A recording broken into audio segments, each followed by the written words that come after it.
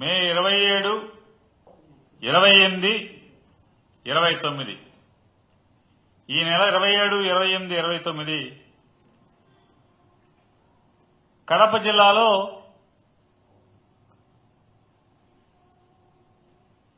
చంద్రబాబు నాయుడు గారి నాయకత్వంలో మహానాడు అనే పేరుతో పెద్ద దగానాడు జరగబోతోంది. ఎవరికి మహానాడు అది? ఈ రాష్ట్ర ప్రజలకైతే మాత్రం 100% అది దగానాడు మాత్రమే. కేవలం ఆంధ్రప్రదేశ్లో ఉన్నటువంటి రాష్ట్ర ప్రజలకే కాదు, గడిచిన ఒక వారం రోజులుగా ఎక్కడ చూసినా కూడా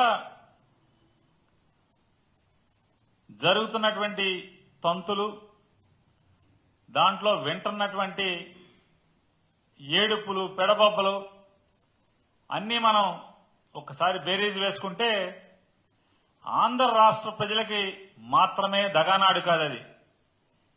జెండా మోసిన తెలుగుదేశం పార్టీ కార్యకర్తలకు కూడా దగానాడు అనేది అర్థమవుతుంది. ఇది మనం చెప్పట్ల, నేను చెప్పట్లా, వైఎస్ఆర్ కాంగ్రెస్ పార్టీ చెప్పట్లా.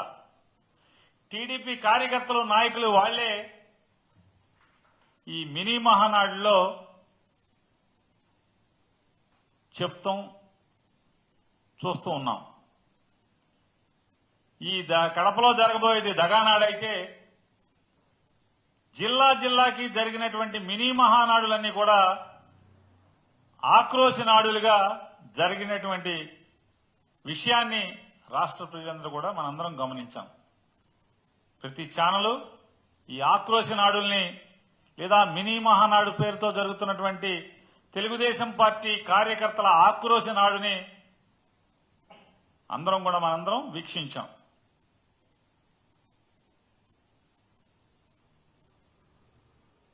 ఒక జిల్లాలో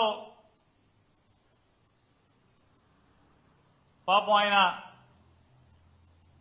సీనియర్ మంత్రి గారు, మాజీ మంత్రి గారు కూడా, సీనియర్ శాసనసభ్యుడు, కేంద్ర మంత్రికి మామగారు, ఆయన ఆక్రోశం, ఆయన బాధ, ఆయన వ్యధ చెప్పనలవి కాదు.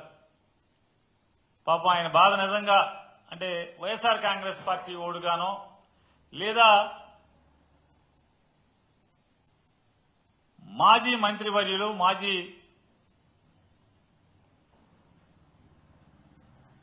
వైఎస్ఆర్ కాంగ్రెస్ పార్టీ మహిళా విభాగ అధ్యక్షురాలైనటువంటి రోజా గారి కుటుంబ సభ్యులు, ఆవిడ అభిమానులు, వారికి బాధ కలుగుద్దో కలగదో తెలియదు. కానీ ఇంకెవరికి చూసినా కూడా ఆయన వర్ణనాతీతమైనటువంటి ఆయన వ్యధా బాధలు చూస్తే ఈ బాధ పగోడికి కూడా రాకూడదురా అని చెప్పి జాలిపడేటువంటి పరిస్థితి.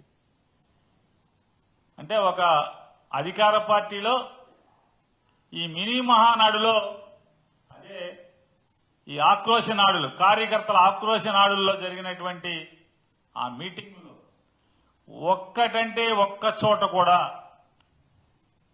సంవత్సర కాలంగా మమ్మల్ని నమ్మి మాకు ఓటేశారు, ఈ రాష్ట్ర ప్రజలకి ఇన్ని మేళ్లు చేశాము అని గర్వంగా ఒక్కడంటే ఒక్క నాయకుడి గాని, ఒక్క ఎమ్మెల్యే గాని, లేదా ఒక్క కార్యకర్త గాని ఎక్కడ గర్వంగా జబ్బగలుచుకున్నది కానీ కాలరెగరేసి మీటింగ్ చెప్పిన దాఖలాలు ఎక్కడా లేవు 26 జిల్లాల్లో.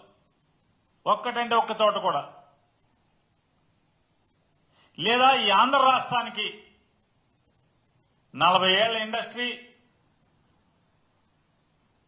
అలాగే ఓ 15-20 ఏళ్ల ఆవేశం స్టారు, లేదా రెడ్ బుక్ స్టారు, వీళ్ళందరూ కలిసి, వీళ్ళ ముగ్గురు కలిసి, లేదా వీళ్ళందరూ మాకు మా అందరికీ పెద్ద బాస్ అని చెప్పుకుంటున్న మోడీ గారు కానీ, వీళ్ళందరూ కలిసి రాష్ట్రానికి ఏమన్నా ఊడబడిచింది అంటే ఒక్కటి కూడా ఈ సంవత్సర కాలంలో ఈ జిల్లాకి ఇది పొడిచామని చెప్పని ఎక్కడ ఒక్కళ్ళు కూడా గర్వంగా చెప్పుకున్నటువంటి సంఘటన లేదు. అంటే రాష్ట్రానికి చేయలేదు, లేదా ఏ ఊరికి చేయలేదు, ప్రజలకి చేయలేదు. ఇక ఆయన ఈ ఎమ్మెల్యేల బాధలు చెప్పుకుంటా ఏ మొహం పెట్టుకుని మేము జనాల్లోకి వెళ్ళాలి? పనులు అడుగుతున్నారు, పనులు చేయడానికి డబ్బులు ఎవరు, నిధులు ఎవరు? సిగ్గేస్తుంది. మీరు గనక ఇక డబ్బులు ఇవ్వం, మీకు నిధులు ఇవ్వము అని కనుక చెప్పేసేయండి. మీరు మాకు ఓటేసి దగాబడ్డారు, మీరు నన్ను మన్నించండి అని చెప్పి మేము ఓళ్ళెంపడి తిరుగుతాం జనాల దగ్గరికి అని చెప్పని, ఇదే ఏకైక మార్గం అని చెప్పని సాక్షాత్తు అధికార పార్టీ ఎమ్మెల్యేలే వాళ్ళ పార్టీల మినీ మహానాడుల్లో ఆక్రోశించారంటే ఈ ప్రభుత్వం విఫలమైనట్ట? వీళ్ళు రేపు కడపలో 27, 28, 29 తారీఖుల్లో జరిగేటువంటి అది మహానాడా, లేదా నేను చెప్పినట్టు దగానాడా? అలాగే ఇంకొక జిల్లాలో పదవులన్నీ ఒక పార్టీ వాళ్ళకే పోతున్నాయి. గతంలో కమ్యూనిస్ట్ పార్టీలు మనతో కలిసి వస్తే ఎలా అయితే మనం వాటి పీక పిసికి చంపేశామో, రాబోయే రోజుల్లో ఇదే తంతు కొనసాగితే తెలుగుదేశం పార్టీ కూడా కమ్యూనిస్ట్ పార్టీలాగానే నూకలు చెల్లిపోతాయని చెప్పని సాక్షాత్తు ఆ పార్టీ శాసనసభ్యులే మినీ మహానాడులో వాళ్ళ ఆక్రోశాన్ని వెళ్లగక్కున్న పరిస్థితి ఒక జిల్లా చూసాం. మరొక జిల్లాలో ఇంతకన్నా దిక్కుమాలిన ధనంలో మినీ మహానాడు ఎవరైతే జరపాలో దానికి అధ్యక్షత వహించి దాన్ని నడపాల్సిన అధ్యక్షుడే ఆ సభకు డుమ్మా కొట్టాడని చెప్పని ఒక సీనియర్ కార్యకర్త లబో దిబోమని గుండెలు బాదుకునే పరిస్థితి. ఎన్టీ రామారావు ఉన్నప్పుడు తెలుగుదేశం పార్టీ వేరు, గతంలో తెలుగుదేశం పార్టీ వేరు. ఇవాళ దిక్కుమాలినతనానికి మారుపేరుగా మారిన తెలుగుదేశం పార్టీ అని చెప్పని ఆ జిల్లాలో ఆ కార్యకర్త ఏడుపులు, పెడబొబ్బలు.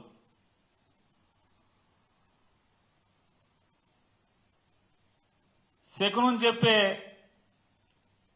అందరికీ శకునం చెప్పే బల్లికి ఏదో జరిగిందంట. అట్టాగే ఎన్టీ రామారావు పార్టీ పెట్టిన కాడి నుంచి పార్టీ పెట్టాను, నేను పార్టీలో ఉన్నాను, పుట్టానని చెప్పేటువంటి ఆయనకి కనీసం ఒక బ్యానర్ కూడా లేదని వాళ్ళ జనం అంతా కూడా గోల అల్లరి ఒక జిల్లాలో. ఇంకో జిల్లాలో కార్యకర్తలకి కనీసం మర్యాద కూడా లేదు, పలకరించే నాదుడు లేడు. ఎన్నికల ముందేమో జైలుకి వెళ్ళండి, ఎన్ని కేసులుంటే అంత పెద్ద పదవులు అన్నారు. ఇవాళేమో ఎవడికి చిల్లర కొడితే ఆడికే పదవులు వస్తున్నాయి అని చెప్పి ఒక జిల్లాలో ఆక్రోశం. ఇంకొక జిల్లాలో ఆడేవరా బాబు మంత్రి ఆధార్ కార్డులు చూపించమంటున్నాడు, పనులకు వస్తే ఆధార్ కార్డు నంబర్ రాసుకుని మీ పని ఏంటని అడుగుతున్నాడు. కార్యకర్తల దౌర్భాగ్య స్థితి ఇది, పార్టీ ఇట్లా చచ్చిపోతుంది అని చెప్పని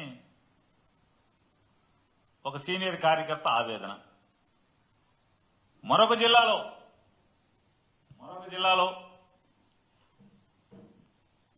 ఆయన మాజీ మంత్రి కుమారుడు, ఆయన ఆక్రోశం. జగన్మోహన్ రెడ్డి గారి ప్రభుత్వంలోనే మాకు మర్యాద దొరికింది, ఇప్పుడు కనీసం మర్యాద అనేది లేకుండా పోయింది ఎవరికి. శత్రువు ప్రభుత్వంలోనే మేము మర్యాదగా బతికాం,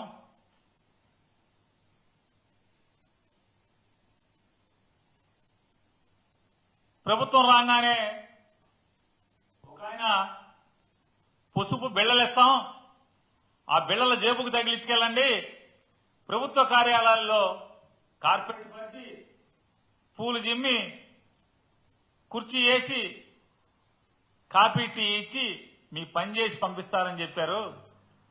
ఇవాళ గవర్నమెంట్ ఆఫీసులకు వెళ్తే